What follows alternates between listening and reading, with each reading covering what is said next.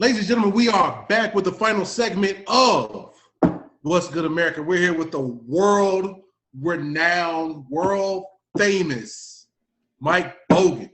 And then these two lowly peons of What's Good America. And the gods themselves. Me being C. Turner and that being Mr. Saturday Night himself. This is the final segment, man. Like I said, the way we ended last one, I'm just going to sit here and drink my yak and y'all go ahead. We're going to leave it alone. We're going to leave it alone for another one. I don't necessarily have the stumper question, but I do have the platform and the ability to give Myke Bogan a moment. Let's just go ahead and talk about your Clippers, man. Let's get it done. Get it out the way. Right. This show was very much behind that team and felt that nobody could beat that team. We had to go and apologize because on this show, when we're wrong, we apologize. You say we're wrong. We were wrong. And we gave credit where credit is due. The best team in the bubble won. Yeah. However, but it's a different dynamic for you, Myke Bogan. And the reason I say this is because I don't know very many true Clippers fans personally. For sure. I know guys like myself that, when Darius and Q were there. Right. When they had the run in 07 with Elton Brand, which meant something to me because we drafted him. And I was like, how do you just trade a 20-point, 10-rebound scorer? Right. The beginning of the end of the Bulls after Jordan. Right. Then, of course, Lob City was phenomenal. And what they've turned themselves into with Doc and being a fixture. Mm-hmm. But I know this one really had you feeling a certain way. So if you've got anything you'd like to air out to any friends, go. Floor is yours, my friend. I appreciate it, man. Let me explain the whole situation. When I was younger, of course, huge athlete, huge basketball fan. Basketball was my first love. We couldn't really afford to get to Laker games, even though my whole family is Laker fans. So we went to Clipper games. And we used to play and hoop it up and get Clipper tickets. And it was a whole thing, man. And I kind of fell in love with the Clippers. It was near my birthday. It was like January, February.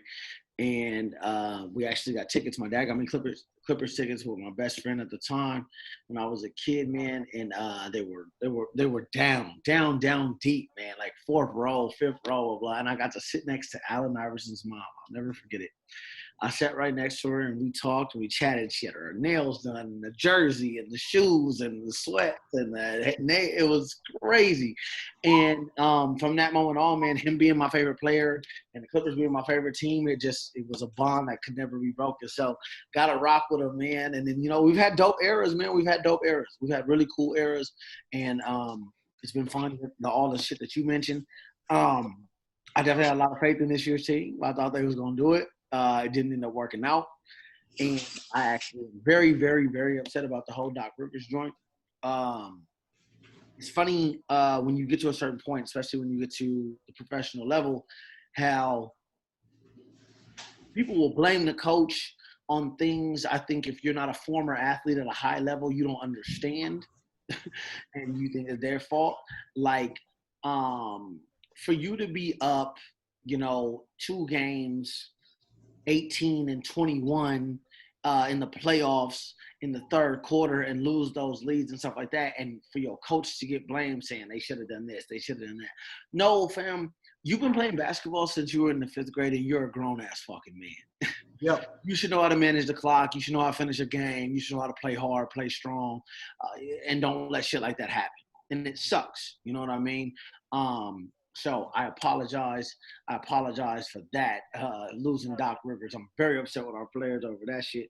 But things happen, man, and which goes back to the LeBron Jordan thing that we mentioned earlier. I'm a fan of niggas with heart and niggas that have a dog in them and have a killer instinct and refuse to lose. And I just think there's some characters on that team that just don't have that.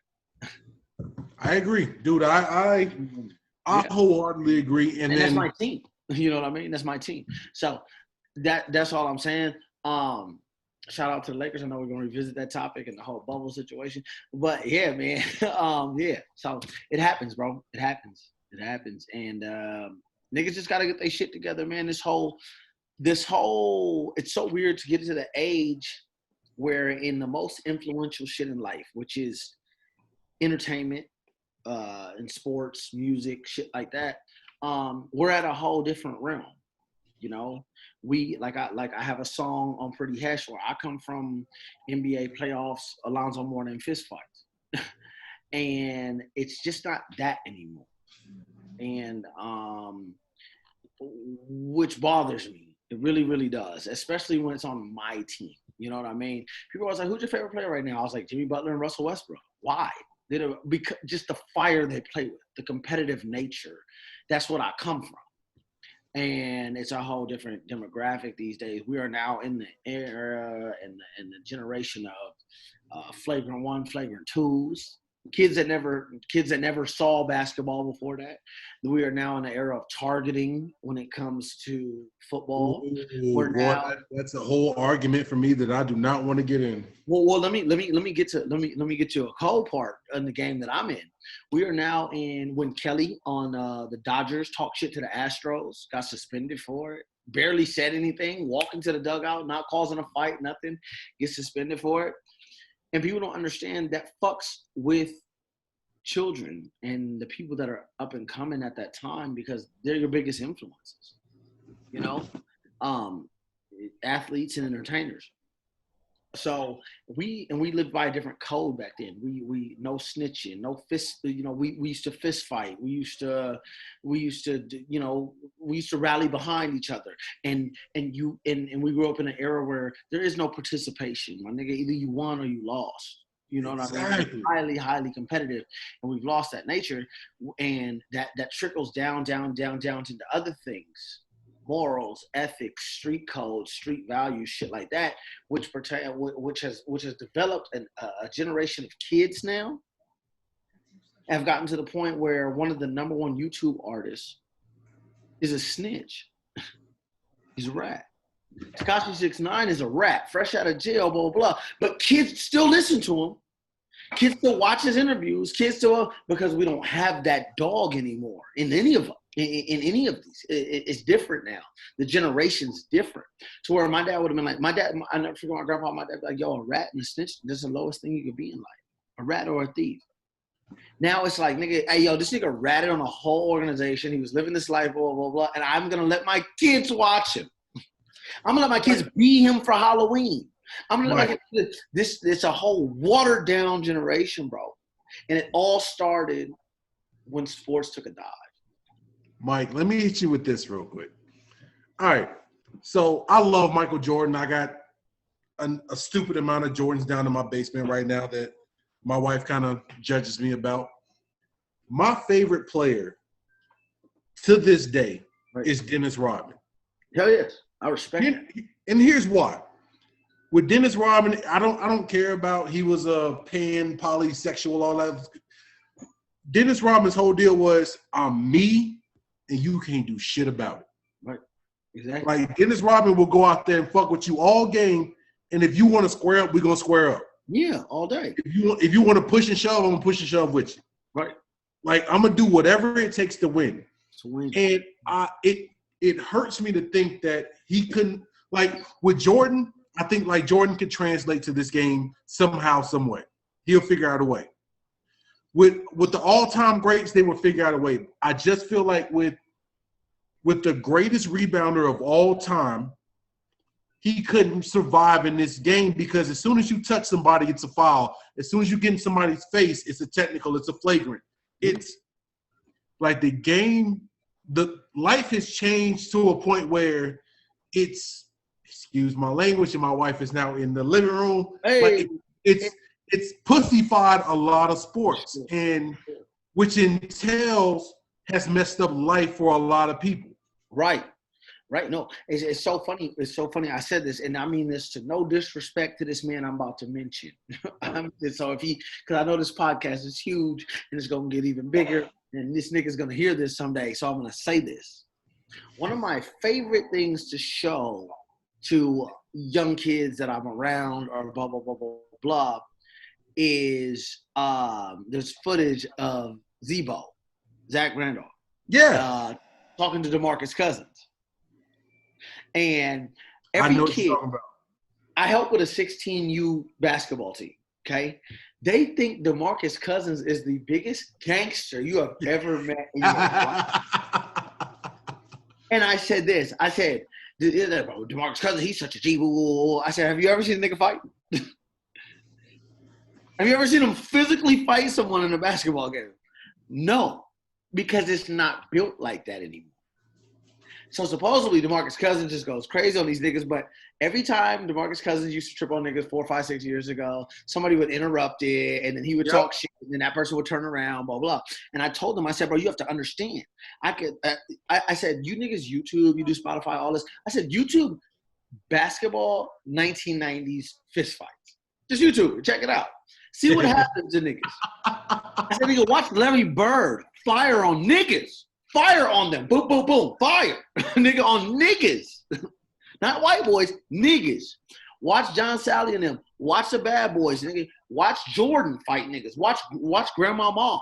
Watch Charles. Watch Anthony Mason. These are niggas that Boogie Cousins wouldn't want to see. I'm telling you. Because these niggas will trip. And last but not least, to second your point and agree with you, watch Dennis Rodman. I'm talking about niggas that will flip you on your head. And if you what kills me about it is that Bill Laimbeer, same position, would swing first and stay in the game and still get a double-double. Technical foul, 2 shots, you get to get back in the game. Get it right. This shit I'm dealing with. That's what I'm saying, bro. So, but people don't understand the effect that has. And it trickles down and trickles down and trickles down to how kids are now. They don't. I have to tell my kids, watch this. I have to YouTube it. I have to show them. Now, the cool thing about this generation, the cool thing about technology, everything's documented. That's the cool thing I can show my kids. Dad, did you really get an interception at South Dakota up against this team? Yeah, I got it right here. Hold on, it's on YouTube. I got it right here. I'm gonna agree with you. I'm going to agree with you on that because I want to say it started around 2007, 2000. Well, I don't even know, like 2006. Self-promotion in recruiting became pretty much as equal as a coach coming out to see you. Yep. God knows if I would have had the same capabilities that I have now in 2002 to put out a highlight tape on YouTube and just like, yo, check out my IG and blah, blah, blah. This is me against Miami Northwestern. Right. Check out these 3 sacks. Yeah. But it's crazy. I will say that's the only thing I'm jealous of the kids have now is self-promotion. Self-promotion and documentation. You know what I'm saying? Like you said, like self-promotion is a huge thing because we had like I tell people this, we had a highlight film.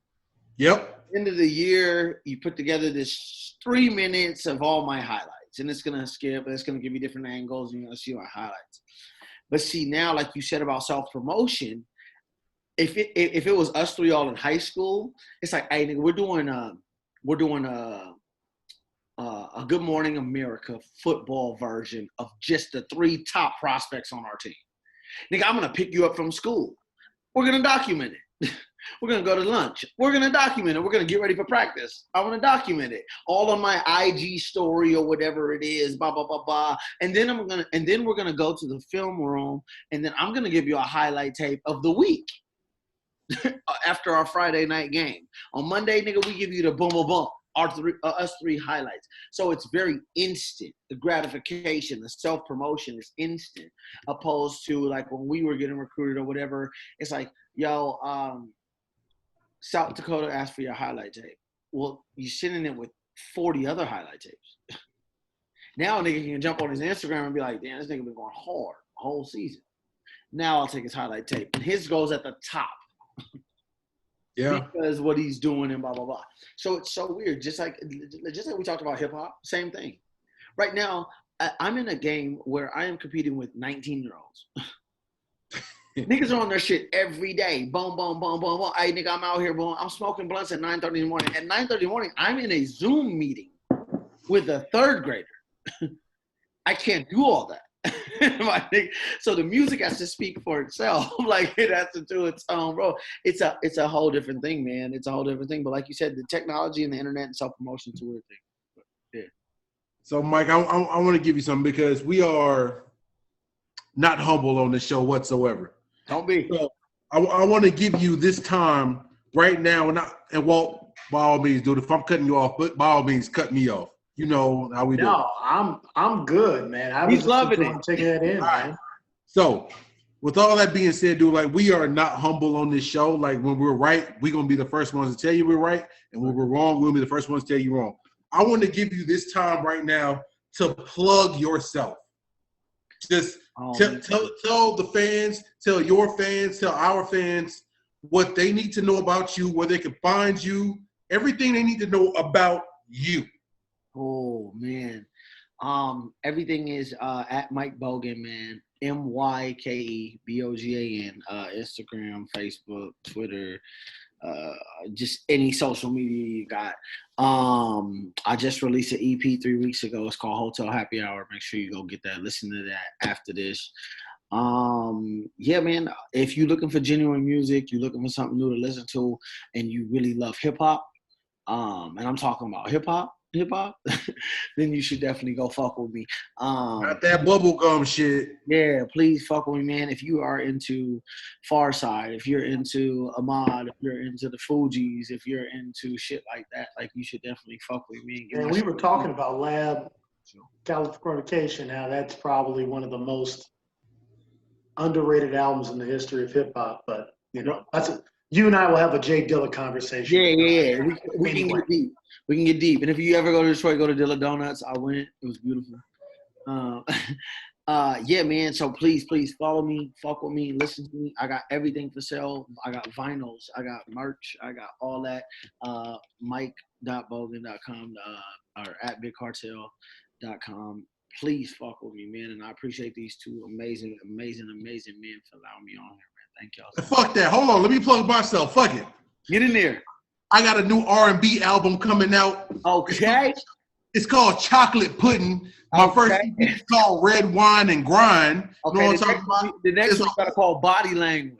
Okay. It's called Red Wine and Grind. It's a whole acoustic album. You know what I'm talking about? Go check my shit out. Fuck with me. Download my shit all day long. Let me get a verse on that motherfucker, man. On me. Let me get a verse. Shoot. I mean, I wish this would have been 7 years ago, because I felt like I had the hit of the year, man. But I had to retire my Nelly / R&B when I was trying to drop "Dying from a Distance" back in the day. Okay, you had a joint walk? Man, "Dying from a Distance." I had a chorus. That was about it. Man, I don't know what I was thinking.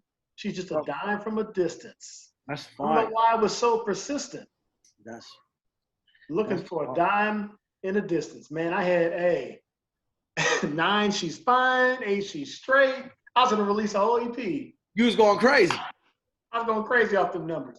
And it's crazy now that it wouldn't have worked in that era, but that would work right now.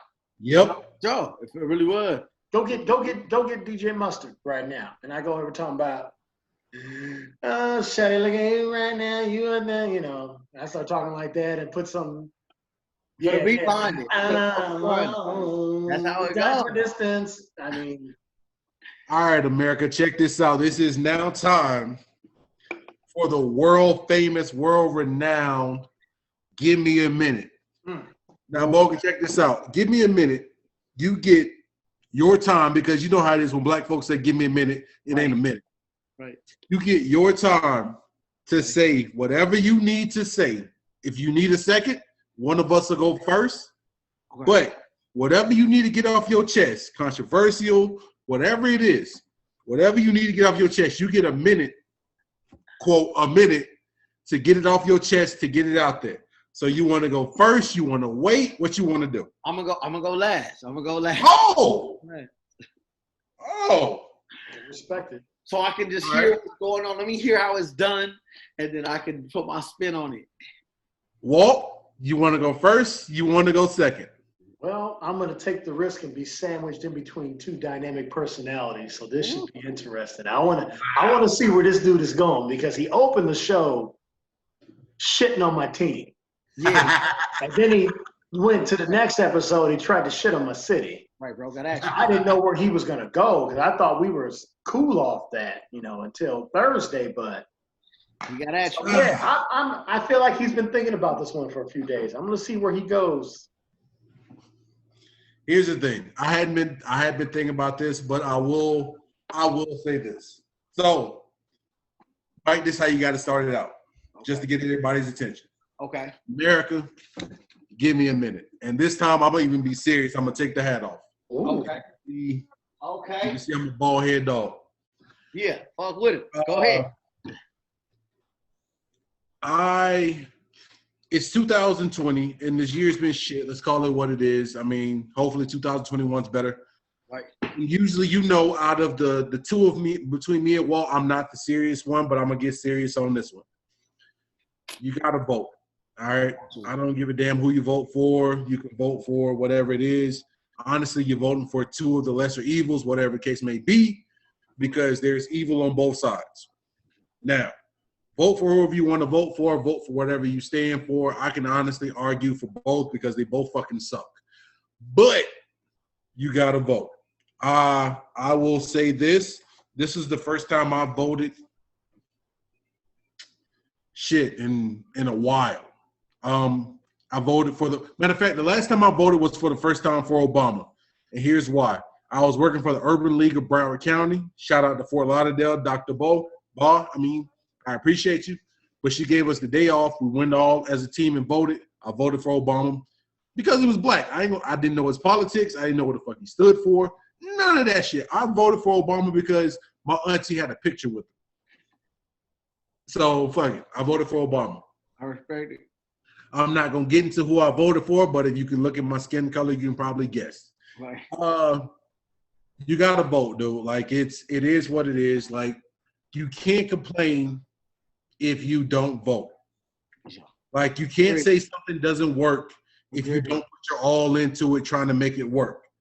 So with all that being said, go vote. Like I said, whoever this reaches because it's gonna reach somebody. Somebody's gonna be able to feel like, oh shit, I need to go vote.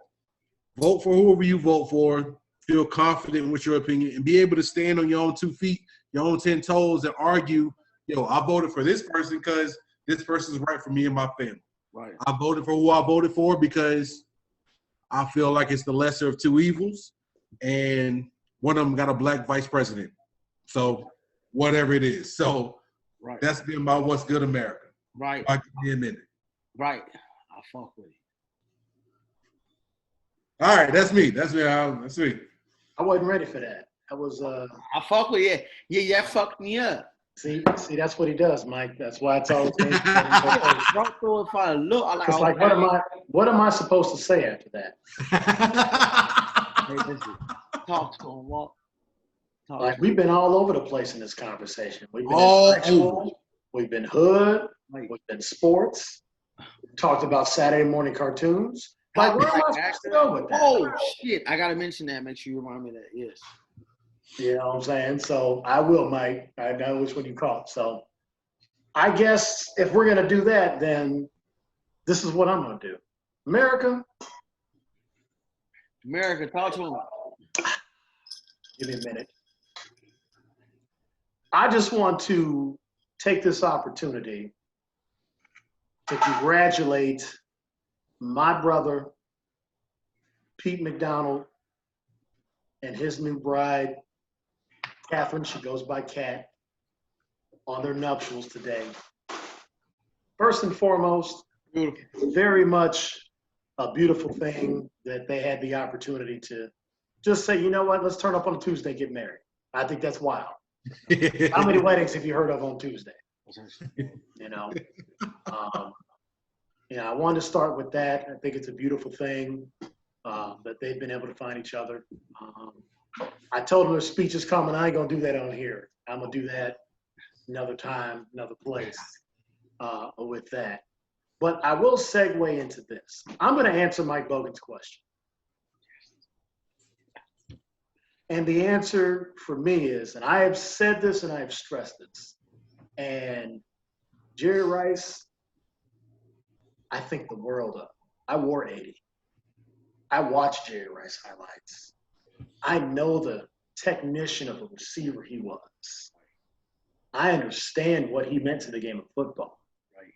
He has records that honestly, look at how great Larry Fitzgerald's been. And Larry Fitzgerald is still thousands of yards away and can't even get a 100-yard game. So that's Jerry Rice.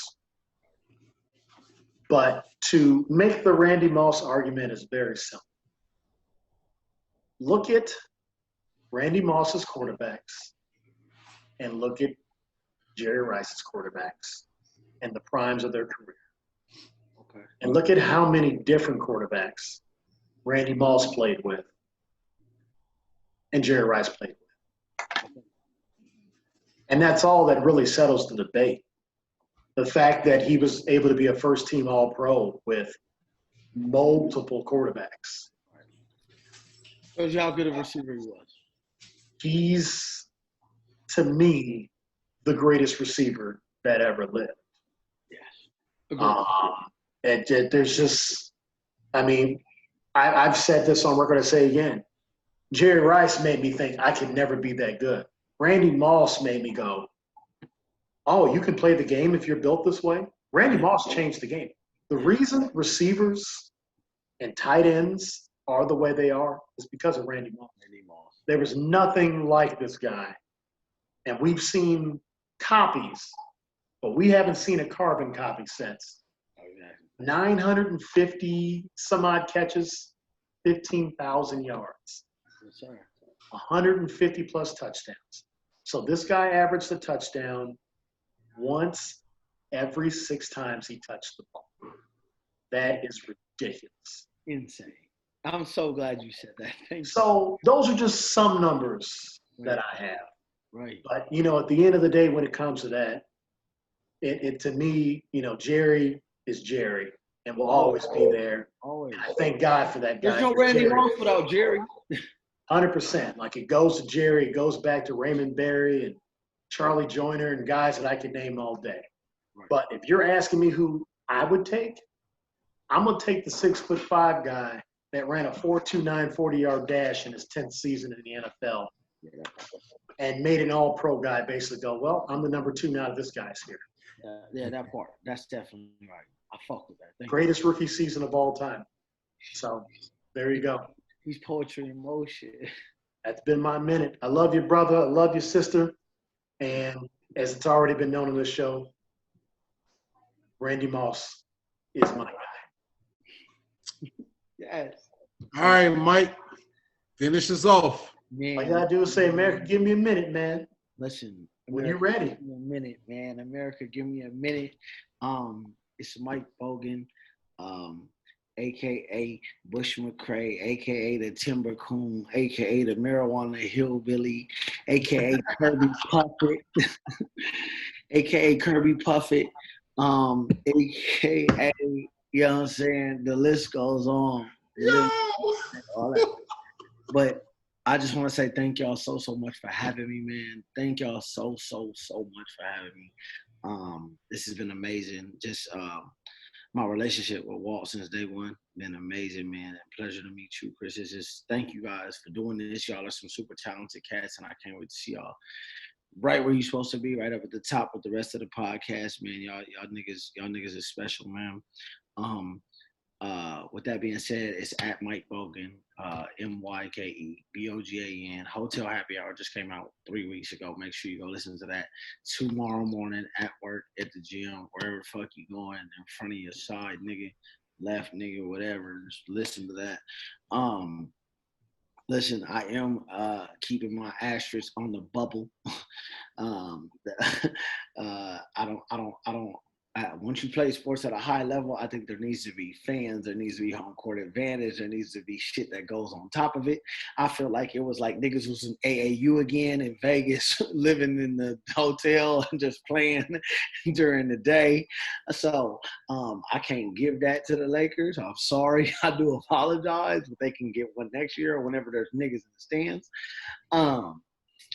Yeah, I done seen LeBron play too many shitty games when niggas in the stands to just let niggas get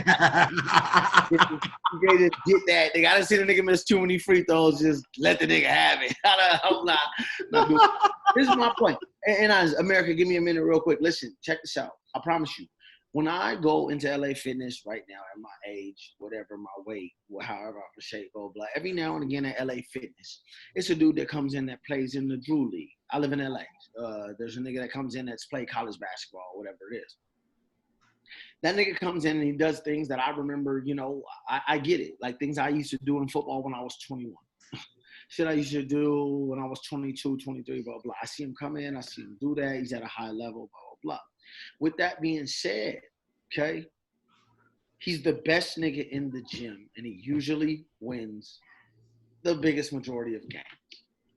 So basically what I'm saying is hats off to the Lakers. I understand you had to sleep in this hotel suite, and you was away from your family, all that. That part is dope. But y'all niggas did what y'all supposed to do. The best nigga in the gym won 4 out of 7 times. 2 of the best niggas in the gym. Oh, you mean Anthony Davis, right? Exactly.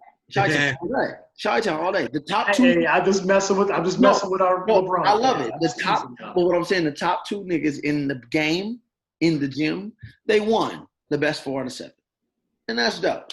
As you should. So hats off to the Lakers for winning, won the COVID-19 Invitational, we'll call it. We don't call it the NBA Finals. We don't call it the NBA Finals. 10 teams got invited to a place to play. They won it. So that's what happened. I can't give them that. Also, go Clippers next year. You see us. You see my Cowboys still in first place. We'll figure it out as we go. Whoa. He did a smart thing. I never knew who his football team was. I'm glad he kept that quiet for an hour and a half. You see us right here in first place. We'll figure it out as we go. See y'all boys in the playoffs. Hey, I don't even want Chicago to win the division now. I want them to go to Dallas and get the win. I would hate to play the Bears in the first round. But man, that's it, man. Thank y'all so much, man. If you out there and you dreaming, keep fucking dreaming. I promise y'all, man, if you got a good heart, good things will happen. And just keep grinding, man. I love y'all so much, both of y'all, man, for allowing me on the show tonight. Tonight is beautiful. I'm high as a bird. If y'all know I'm a big P.S. Terrence Howard is top 10. Top 10 black actors amongst us all. Check out his whole resume. And after that, man, if you haven't watched Yellowstone, please do that. Please watch Yellowstone. Please. Yellowstone, send us some money for this, man, because I'm promoting y'all show to black people, and it's a good thing. Watch Yellowstone. I'm a huge show advocate. I do shows. That's what I do. If you have any recommendation, y'all hit me. Watch Yellowstone, man. But thank y'all so much. I couldn't be more appreciative. And please have me back. Please have me back. Definitely. That's a definite. Thank you, man. Thank y'all. I had a ball, man. Hey, so shout out Screwball. Shout out Screwball. Shout out PB. Thank y'all so much. Shout out PBR. Hey, PBR. That's why we got one of your biggest guys. Like, hey, all day. We all about you. Tagged in this. Yes. Higher Path Weed Dispensary in Sherman Oaks, California. Thank y'all so much for supplying the pen. Yeah. Hell, they'll be tagged in this too. Fuck it. So check this out. This has been episode, let's call it 38, I guess. We get there. Yeah, let's call it 38. So this has been episode 38 of What's Good America. That is the world-renowned, world-famous Myke Bogan. Go check him out. It is Myke Bogan on all social media accounts. Please go check it out. Download it. Whatever you need to do to get your hip-hop on, go check my boy out. That is Mr. Saturday Nights, Mr. Wames F. Baby, Go check him out on IG, baby. I am What's Good America. You know what I'm talking about? Go check me out on IG. Go check What's Good America out on Facebook. Yeah. All that being said, man, this was a sensational show. We shameless plug. So Screwball, we need that. We need them bottles. We need that money. Paps, we need that bottles. We need that money. Whatever it takes. Hey, listen. We don't mind selling out and prostituting ourselves a little bit. We ain't fucked up about it. Just a little bit. Like, we're going to be who we are, but we'll sell out a little bit. Just a little bit. Not much, but just a little bit, though. We'll make the adjustments if you make the paychecks. I got kids. Exactly. Like I said, I love my job, and I get paid well. But if you pay me more, I drink Peps. You ain't saying shit to me. All day. All day. All day. So with all that being said, we got the Big Ten episode fucking coming out Friday. I don't know why. I guess we got to talk about that bullshit. Like we were so positive right there. Why do you have to do that with a minute? Because we got to talk about the Big Ten, which means we got to talk about overrated ass Ohio State and choking ass Michigan. So whatever, what the fuck ever. So I'm gonna leave it at that. I'm not gonna go there, man. Hostile. Anyway, I'm not gonna go there, Mike. He's trying to bait me and get me cut off. I'm gonna let it roll. And let me bring my stuff back together. So with all that being said, let me start off by saying thank you for tuning in. Thank you, Myke Bogan. Fuck you, Mike Bazemore. All that. Baze, I love you, baby. This has been episode 37 or 38. I don't know. I got to count these shits of What's Good America. Myke Bogan will be back. Let's call that. And this, all we want to know is what's good, America. What's good, America?